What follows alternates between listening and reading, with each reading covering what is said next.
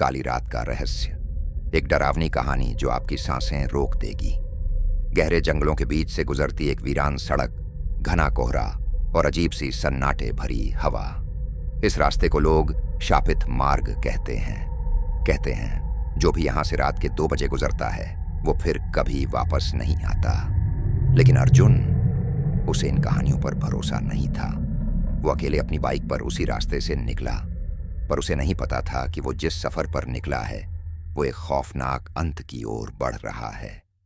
क्या अर्जुन इस रास्ते से सही सलामत निकल पाएगा, या फिर वो भी इस सड़क का एक और रहस्य बनकर रह जाएगा? आगे जो हुआ वो आपको चौंका देगा। तो आइए सुनते हैं काली रात का रहस्य। गहरे जंगल के बीचों बीच एक वीरान सड़क थी जिसे लोग शापित मार्ग कहते थे। कहा जाता था कि जो भी उस रास्ते से रात के 2 बजे गुजरता वह कभी लौट कर नहीं आता। गांव के बुजुर्गों का कहना था कि वर्षों पहले यहां एक दर्दनाक हादसा हुआ था। एक नवविवाहिता अपने पति के साथ इसी सड़क से गुजर रही थी जब कुछ अज्ञात हमलावरों ने उन पर हमला कर दिया। पति को बेरहमी से मार दिया गया और वह बेचारी औरत मदद की गुहार लगाते लगाते इस जंगल में कहीं खो गई। तब से उसकी आत्मा इसी मार्ग पर भटकती है, जैसे किसी की प्रतीक्षा कर रही हो। अर्जुन, जो आधुनिक विचारों वाला युवक था, ऐसी बातों पर यकीन नहीं करता था। वह गांव में अपने दोस्तों से अक्सर मजाक में कहता, ये सब मनगढ़ंत कहानियां हैं, सिर्फ डराने के लिए बनाई गई हैं। लेकिन गांव के लोग उसे बार बार चेतावनी देते, अर्जुन, शापित मार्ग को हल्के में मत लेना। जिसने भी उस रास्ते को चुनौती दी वह फिर कभी पहले जैसा नहीं रहा। लेकिन अर्जुन, जो भूत प्रेत की कहानियों पर यकीन नहीं करता था, एक दिन अर्जुन को रात में एक जरूरी काम से शहर जाना पड़ा। सबसे छोटा और सीधा रास्ता वही शापित मार्ग था।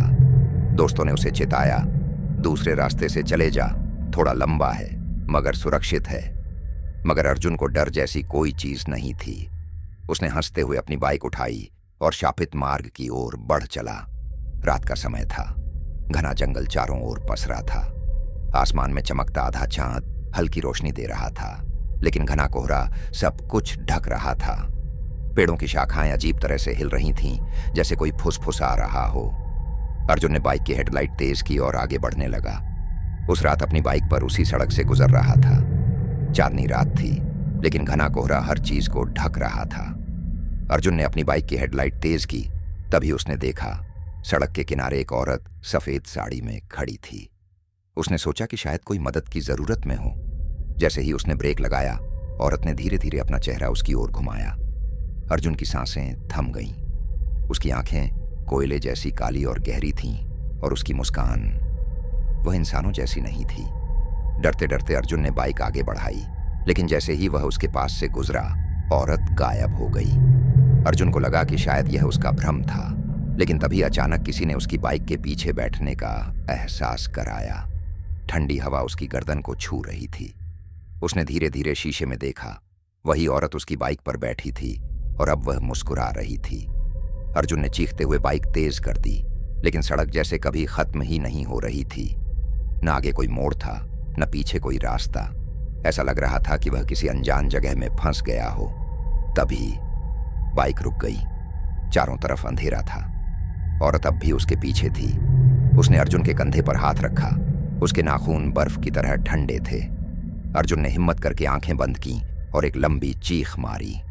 सुबह गांव वालों को अर्जुन सड़क के किनारे बेहोश मिला, लेकिन उसकी बाइक वह कभी नहीं मिली।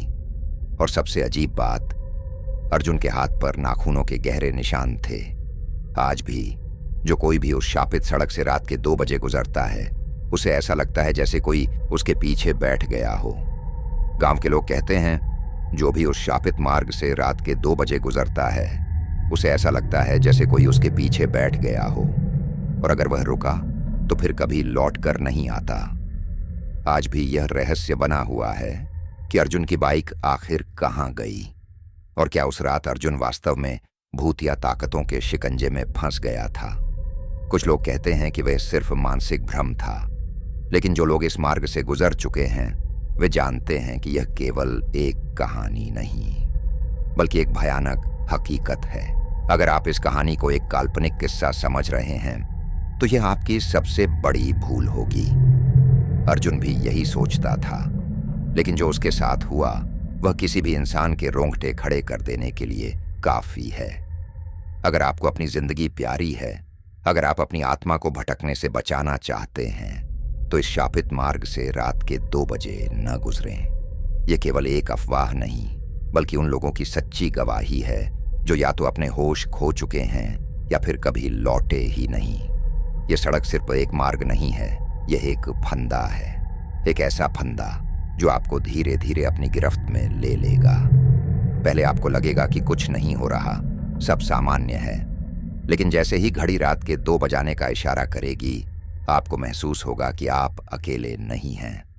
पेड़ों के बीच से आती अजीब फुसफुसाहटें, झाड़ियों में किसी के छुपे होने का एहसास, हल्की सफेद परछाइयां, ठंडी हवा की सरसराहट, और फिर अचानक कोई आपके ठीक पीछे होगा।